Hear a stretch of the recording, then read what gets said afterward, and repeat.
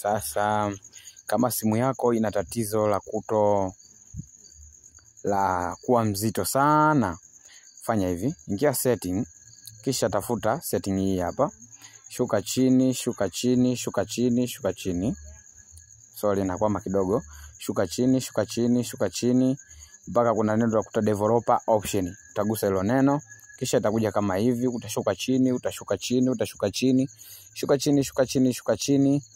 Mpaka kwenye neno moja ambalo ni shuka chini kidogo tena, shuka tena, shuka tena, shuka tena.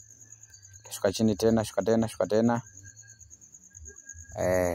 Hapo sasa utakuta neno moja limeandikwa window animation scale na transition animation scale. Utagusa neno window animation scale, hakikisha imekaa 5. Kisha utakuja tena transition, pia utarudi hiyo chini animation scale. Ukisha tabu hizo setting 3 ambazo zenyewe ziko sehemu moja, hakikisha zote zimekaa 5 ambao ni nukta 5. Hii ina kama alama ya cha kuzidisha hivi. Hapo itakuwa imekaa fresh kabisa simu yako, na simu itakuwa kasi katika kila utakachokifungua kwa wakati huo.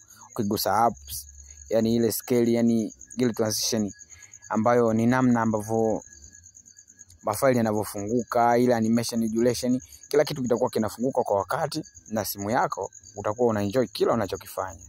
Asante. Ni follow sasa.